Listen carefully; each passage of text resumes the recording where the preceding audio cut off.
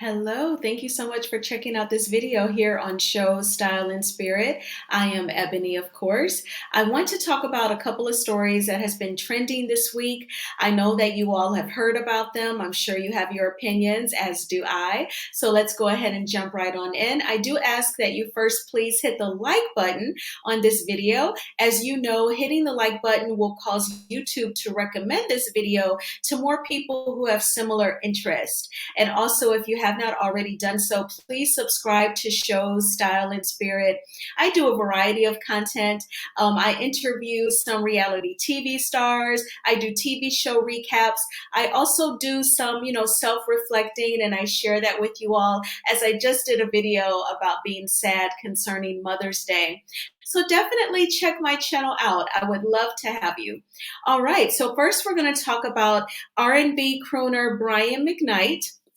As you know, you have heard about him pretty much having current close relationships with some kids versus some of his adult kids that he does not have relationships with. So I want to go ahead and show you all a video that he released this week, as well as some legal documents, and then I want to give you my commentary. So I'm going to go ahead and mute my mic, and then we'll go over to the neighborhood talk. Thank you so much for all of your information, neighborhood talk. You all are doing an amazing job. All right, so let's go ahead and watch his video.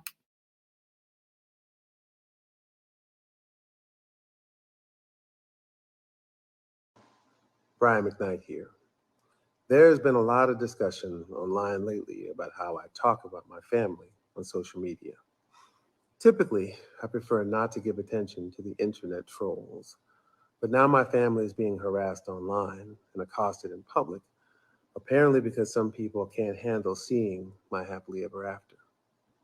Coming after me is one thing, but the moment you come after my wife and our children, it's another story, because even more important to me than defending my name is defending and protecting them. I want to address some of these recent discussions. There is a very simple reason why I post about some of my children on social media and not others. The children that I do not currently have relationships with, I don't post about them. Instead, I post about the children with whom I do have relationships, with whom I am proud of. Brian McKnight here. There's been a lot of discussion online lately about how. Okay, so you all heard him say, he posts online about the kids that he has relationships with, and then others he doesn't. So what you all see now is Brian McKnight decided to post some legal documents, basically like a judgment where he and his daughter Brianna settled their defamation suit. Brianna sued her dad after he actually said online that allegedly she had relations with a cousin, and he called her promiscuous. I'm sure that had to be hurtful and embarrassing. Nobody wants to be talked about as far as being promiscuous. And I always feel like when a man says that about a woman, they know that they are doing the ultimate disrespect. And it is all about men wanting to police and control, a woman's private parts, them seeing women just as objects. But anyway, I'm getting on a tangent. Let me focus. So he said those things about his daughter after he was mad at her about something. So she decided to sue for defamation. So the plaintiff, she actually has a judgment against the defendant, her dad. And then so it breaks down the payments that he did. So because he agreed to settle with Brianna, he is not admitting any liability or any wrongdoing. And then, of course, they signed it. Here are the payouts. So the first payment was for $100,000 to Brianna. And then the second payment was for $50,000. And it was like within 6 months after the first payment. The third payment, also within 6 months, was for another $50,000. And then the fourth payment within 6 months was for another 50 grand. So you have 100, 150, 200, 250,000. And I won't show his other family. So 250,000. Ideally, lawyers get a third. So that's got to be about what, 75,000? So she took home about 175,000 for her dad calling her promiscuous. Now, as far as I am concerned, I feel like that is a very low amount to be disrespected publicly. And then it's so funny because on one end, as human beings, we're all pretty much badgered, pressured, and expected to go along with what anything that a blood relative says or does. You're supposed to hold them down and support them no matter how incorrect it is. And then on the flip side, if you can document that they have clearly disrespected you and defamed you, then you can settle for 250,000 and your lawyer gets a third of that. But whatever, at least it was over for Brianna. Hopefully she has not squandered all over the money. Hopefully she invested some in the markets, maybe, paid off any credit card debt that she may have had, maybe started her own business or paid for her education out of pocket. I don't know. Hopefully she didn't squander it and left some things liquid cash saved in the bank. So, what I feel like is him showing these legal documents. It's like Brian McKnight wants to let us know, regardless of that tweet that I put out there, I did pay her some money. I paid the judgment. And that's another thing, like when family members have disrespected you, embarrassed you, and gaslit you, they also will try to guilt you into putting up with the disrespect and being silent by reminding you of what they did for you. And that's what this is giving. Brian McKnight even showing that he actually paid Brianna 250,000. It's like, well, look what I've done for her. Like she could pay cash for a house with that money in some areas. She could have done all sorts of things. And that is a significant amount of money, right? It's six figures. Even after she paid her lawyers, you figured she got about 175,000. That's still a significant amount of money. But Brian McKnight, just because you've given your daughter six figures does not make you father of the year. You just wanted the legal situation to go away, and you did not want your name to be dragged through the mud publicly.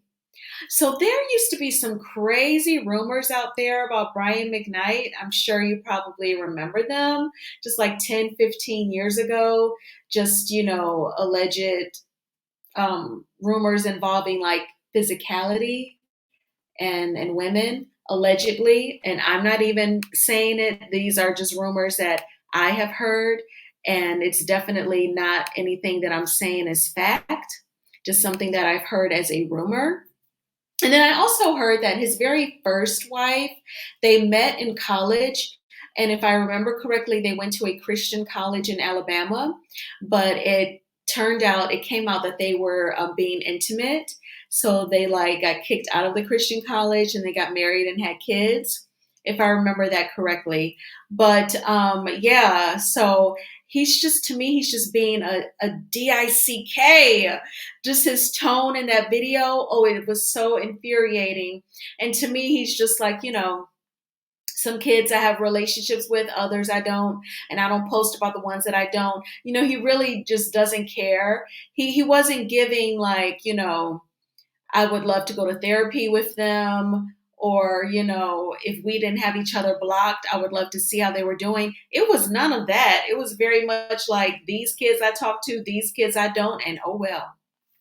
But let me know what you all thought in the comments. So I definitely want to also get into this story with Anita Baker and Babyface, y'all. I do feel a couple of ways about it. So as you all know, this week, Babyface tweeted apologizing to his fans who did not get to see him perform in a certain city with Anita Baker because there were so many technical issues that the concert did not start on time for at least an hour. And then Anita Baker asked Babyface to not perform so that she could perform her entire set. And so Anita Baker has been getting dragged all week on Twitter. And there were singers who came out on Twitter in support of Babyface, including R&B singer Stephanie Mills. She actually said, tour with me. And we saw, like an emoji from Tamar Braxton. We saw the ellipsis ... from Layla Hathaway. Now, from watching the show The Queens of R&B and how like it's such a big deal to musical performers who's headlining and wanting to hold on to that title once they do start headlining shows. I'm guessing that because Anita Baker was the headliner, she acted upon her power, if you will, as being the headliner to ask Babyface not to perform. And I'm sure for the sake of his pride, he presented it like he was asked to, but I'm guessing he was actually told to not perform because he was opening up for her. Now, I think just business wise, that's what time it is. In my opinion, as a fan, I love them both. See, as a fan, I don't care about no who's headlining and who's co-headlining, who's opening up for who and all this other stuff. I don't care. If I love your music, I love your music. I don't even care which order y'all go in. But from the business perspective, from the musical artist perspective, that shit means a lot to them. So Anita Baker has to headline, and Babyface was opening up for her. Allegedly, earlier that day, you know how singers they go to the venue. I guess it's like in the morning or early afternoon to do their sound check, make sure everything is running smoothly. Technically, allegedly there were issues at the sound check, so you already knew that it was going to be some bull. And then the show started late because of the technical issues. And then Anita said, he can't go on. But, I was told, I was actually listening to the radio, and a Detroit radio personality, he told the story, allegedly, from what I've been told, Anita Baker is adopted. And the story goes is that her birth mother had met a guy who asked her out on a date. And she said, well, I am a mom, I have a baby, and I wouldn't have a babysitter. And the guy tells her, well, bring your baby to my parents' house and they'll watch the baby while we go out on our date. So she arrives at this boy's home with her little baby, I think Anita allegedly was like an infant or, a really young baby. And the parents watch the baby while their son goes out on a date with this girl. The girl ditches the boy on the date. She is nowhere to be found, and she never shows back up at his house again. And allegedly, that is the story of Anita Baker being adopted. That's just what I was told by a Detroit radio personality. I thought that it almost seemed romantic, almost poetic of a story, but that's what I've heard before. But I feel like when you are a fan of the music, you don't care about all that headlining, and then it's presented like she's coming off like a diva. But I think from the business perspective, she was actually able to play that card because she was the headliner and Babyface was opening up for her. I'm not saying it's right, y'all, but I think that's how she was able to get away with that. He agreed to open up for her. And then at this particular show, there were all these issues. The show didn't start on time. And she said, well, you don't go. You don't get to perform. And then he put it out there in a tweet because he knew that Black Twitter would go nuts. And, I've only heard amazing things about Babyface. I heard he's very energetic on stage. I would imagine I need to go see Babyface because he's written so many songs. He performs them on stage. Like I've seen clips of his recent shows on YouTube, and he's singing so many songs that he's written for other people. I would love to go to a Babyface show. And then is it just me, y'all, or do y'all always thought that he and Toni Braxton had like a romantic chemistry when they sing together, when they are in the room together, whether they were filming for Braxton Family Values or doing interviews? It always seemed like a spark there, but they always insist that they are just friends. All right. Well, let me know what you all thought about these stories in the comments. Again, please hit the like button on this video. I would really appreciate it. And if you have not already done so, please subscribe to Show Style and Spirit. As you know, I'm going to cover Love and Marriage Huntsville. I will probably go live.